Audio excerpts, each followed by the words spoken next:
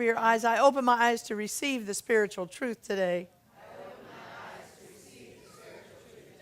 And now over your ears, I open my ears to hear the spiritual truth today. Just put your hand over your heart and extend out your arms. I open my heart to receive the spiritual truth today. The spiritual truth that I'm working with is that you are the light this planet has been waiting for. You are the light that this planet is waiting for. Our work together is to brighten our light. All of us are lights right now, but all of us can stand to have our lights, our bulbs brighter as we walk through the dark places on this planet. And you know, all you have to do is pick up a newspaper and hear some of the dark places on this planet that need our light. And some of you know in your own families, you have places that need our light. And even in areas like this church, we need to always bring our light as bright as we can get it. There is a belief that has been by many physicists, who's probably been spoken most brilliantly by Albert Einstein, that said, darkness is simply the absence of light. Darkness is simply the absence of light. And that feels true to me. That feels true to me in my thoughts sometimes. That feels true to me in my heart sometimes. That feels true to me in my relationships sometimes. That I'm still simply missing the light that I know is there. You know, with us is the light that is so bright that it can dispel racism. Within us, there is a light so bright it can dispel homophobia. Within us, there is a light so bright that it can dispel anybody's self-esteem, ours and other people that we come in contact with. Within us is a light so bright that fear doesn't have to exist on this planet. We don't have to be afraid of planes coming in or going out of another continent if we will just let our light shine in the dark places that exist on this planet today.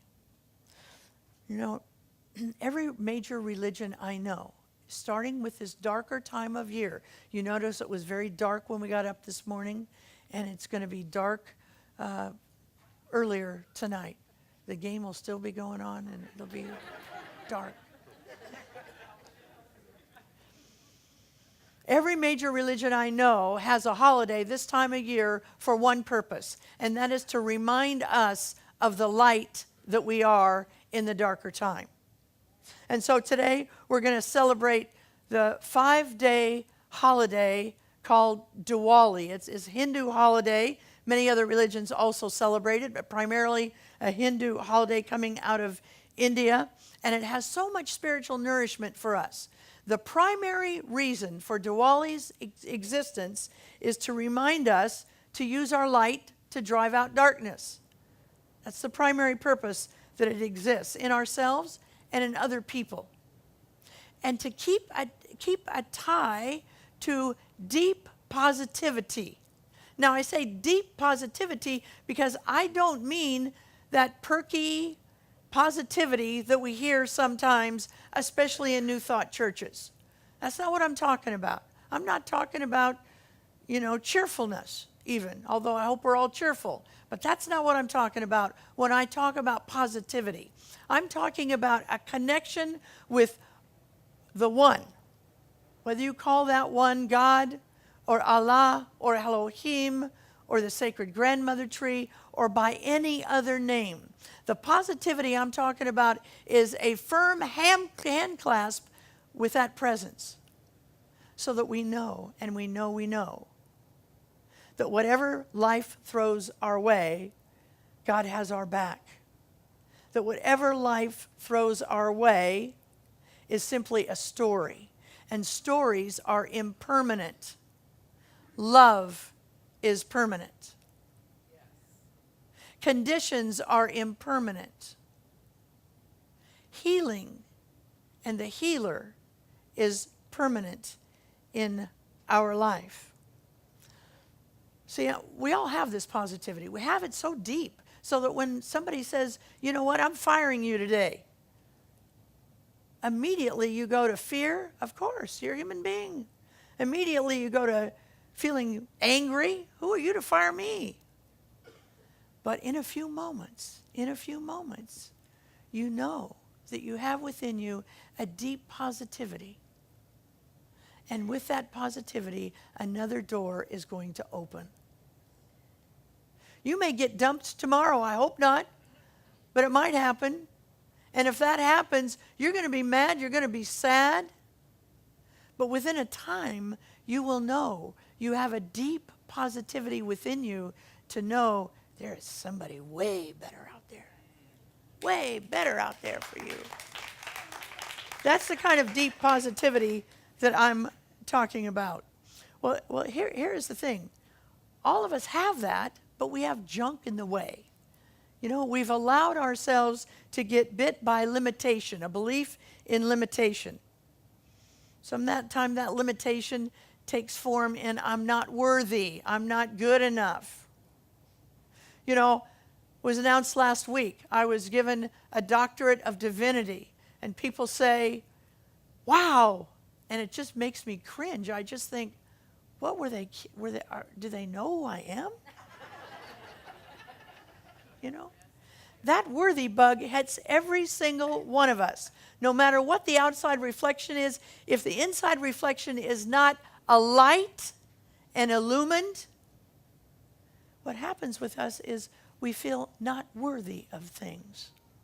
That's the gunk that's got to get cleared out in order for us to be able to feel that complete positivity in our life. When that happens, we have just given up on God. When we don't feel worthy, we've just given up. When we feel whatever limitation there is out there, whether it's a diagnosis, whether somebody's limiting our work, we've just given up on God. Because God is unlimited. And that is who we are. All of who we are is God. We are unlimited beings of light. Well, right now we're studying this Hindu tradition, and one of the things I love best about the Hindu tradition is they took seriously this notion that ye are gods. And so all of their gods and goddesses have names, they have characteristics, they have human relationships and spiritual relationships to learn from.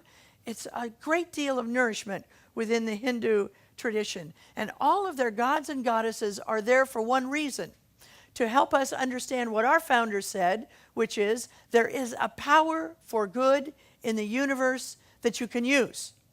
It's the only purpose of their gods and goddesses, to help us get clear that there is a power for good in the universe that you and I can use if we choose to.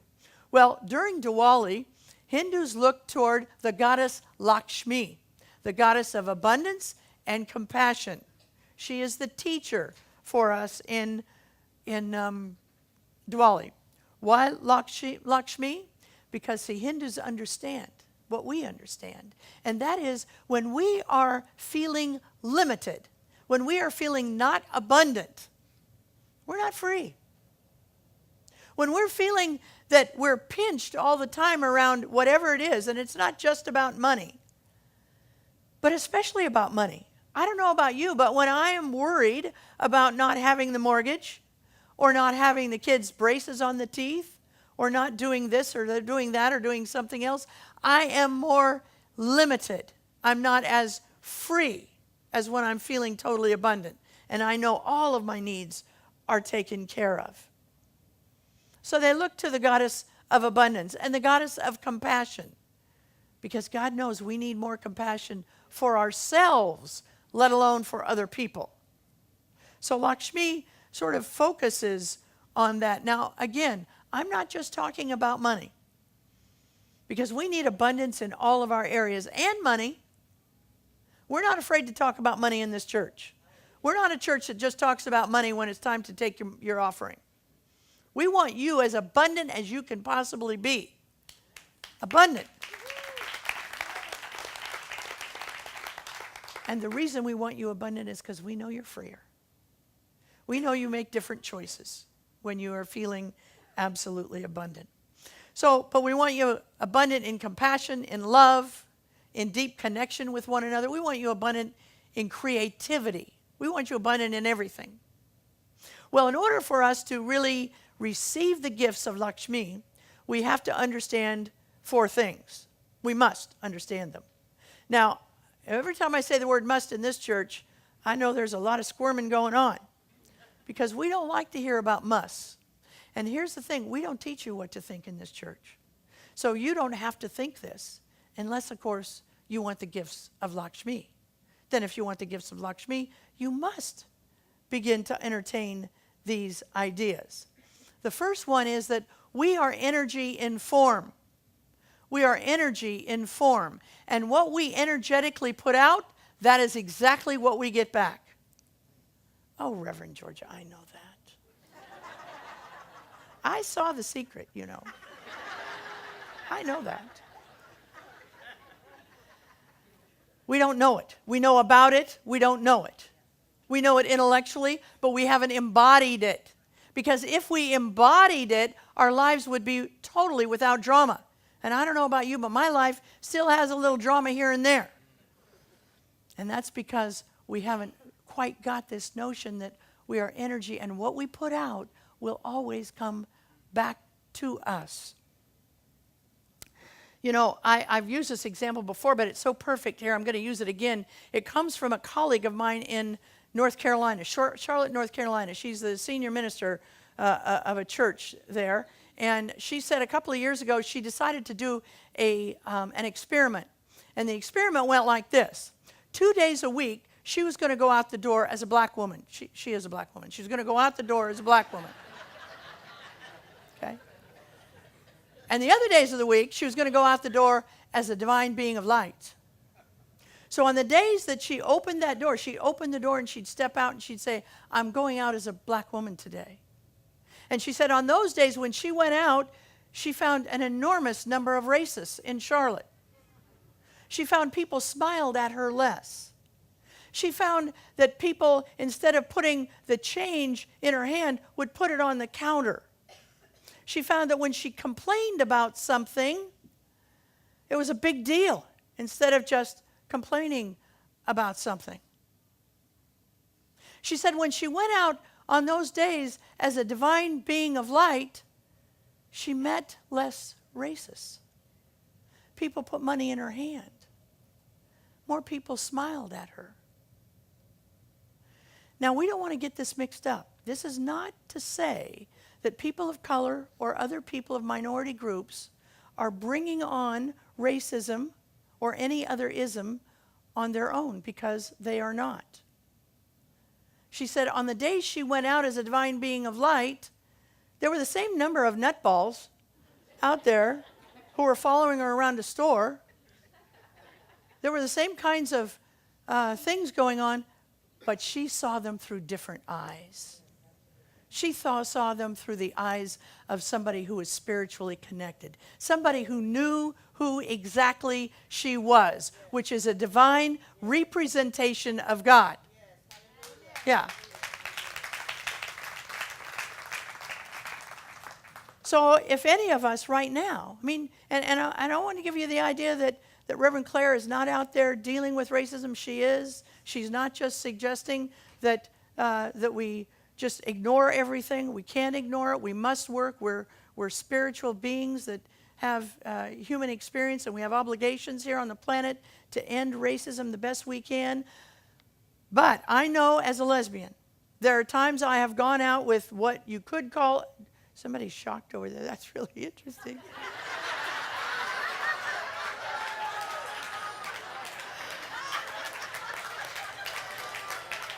My mother loves you right now. She loves you. She's in heaven just spinning in her grave, yeah. Okay, where was I? All right.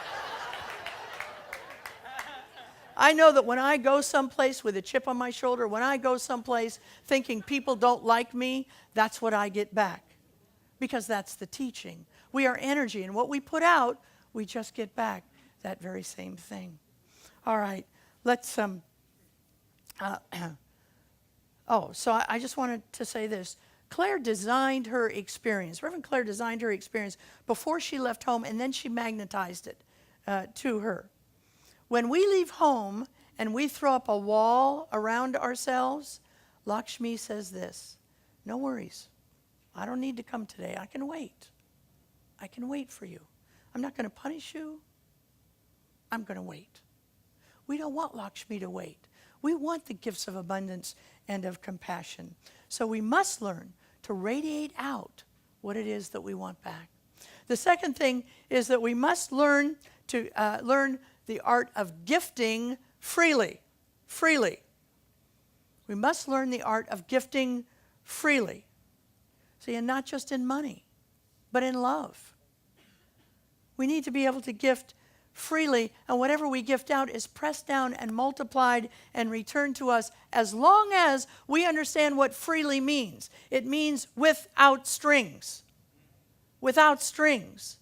Say that with me. Without strings.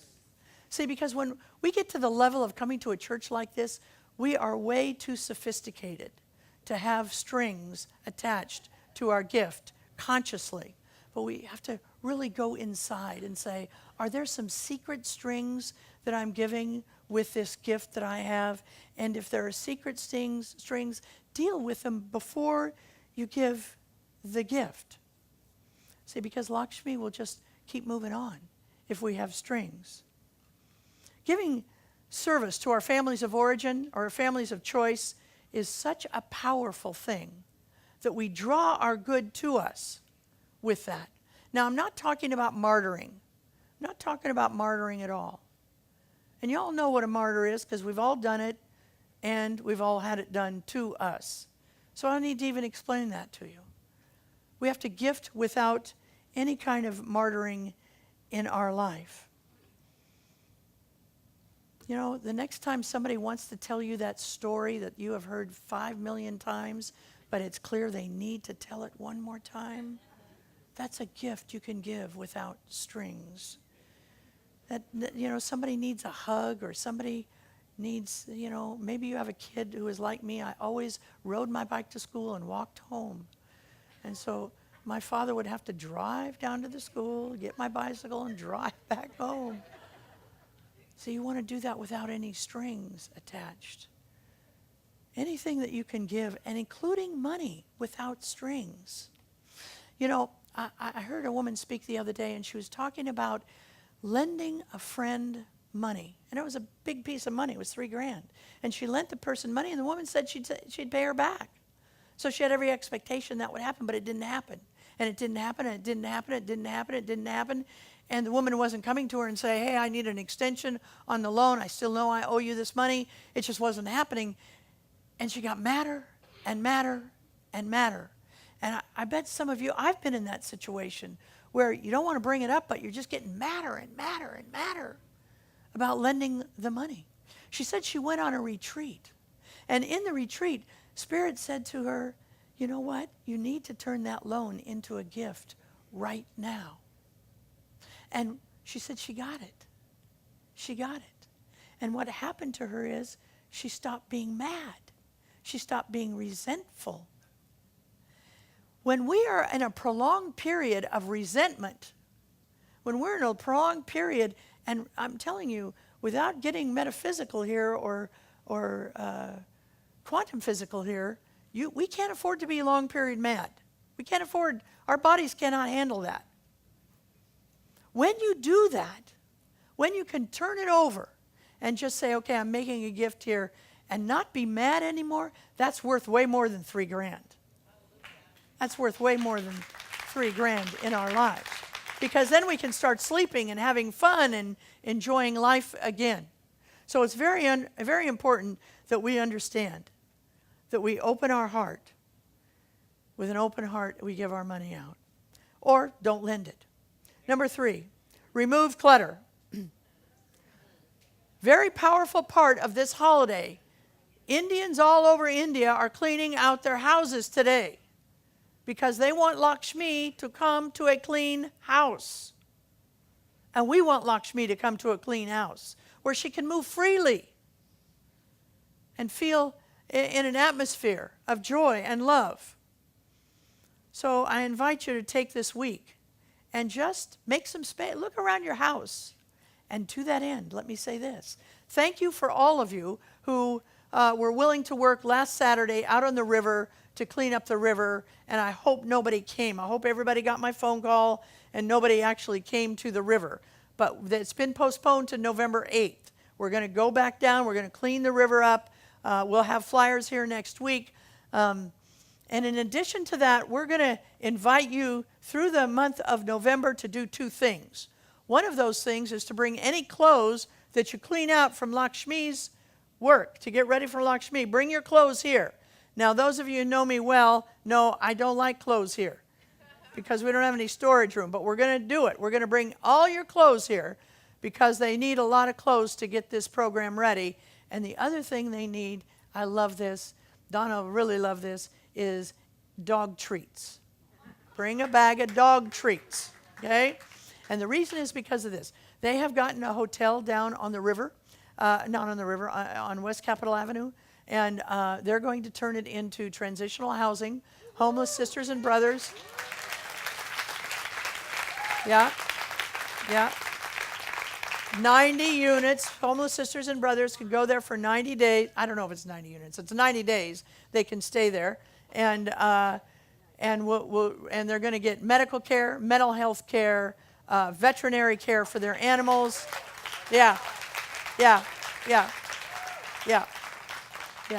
So we want to help them out. And they need the dog treats because these animals have never gotten any care before, so it will help work with that. So any clothes you have, clean out your closets, honor Lakshmi, honor the homeless sisters and brothers, and just bring them here and we'll figure out how to deal with the storage until they're ready to go. All right. So remove clutter. All right. Number 4, the last one. Forgive. Forgive. Now, they have a very special way of doing this. Hindus do ceremony. Prem will tell you, Hindus do ceremony very often, don't they? And one of the ceremonies they do is the sisters invite the brothers to come for a visit. And the purpose of the visit is to clean up anything that is separate from them. Okay? I want to encourage you to celebrate Diwali this week by looking into your family of origin. Now, I believe in families of choice. I've made them. I will continue to make them. I believe in them.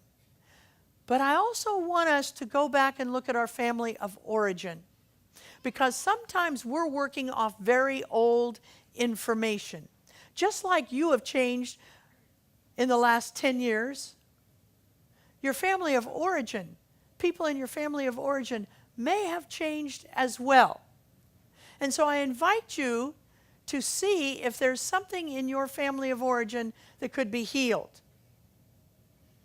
If there's a rift from a sibling, if there's a rift from a parent. Because sometimes we just don't keep up. And if we can take the information we're learning here and apply it and not have these terrible schisms that are happening with families simply in honor of Lakshmi, how great would that be? Some of us have nieces and nephews who need us. But because we had some sort of something with our brother or our sister, we don't even know who our nieces and nephews are. Some of us have aging parents who need us. And because they made a terrible mistake, because they gave a very ugly call for love back in the day, we had to remove ourselves from them. And we did the right thing. But perhaps now we need to look back and say, with spiritual eyes, can I take a re-look at what's going on here? And maybe I can put this back together. Now, I'm not for a minute suggesting you put yourself in harm's way.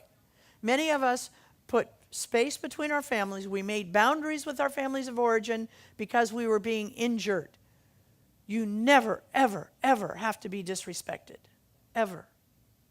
You should be cherished. But give it a chance. See if that might not happen after those years. Because here's what we want to remember. One of the greatest teachings of Ernest Holmes is there is nothing to be healed, only more God to be revealed. Let's take this message into prayer.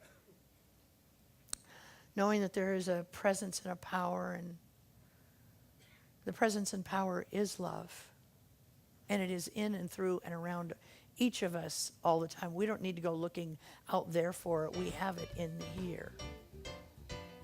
We turn our light up to shine it in the dark places. I give thanks for that.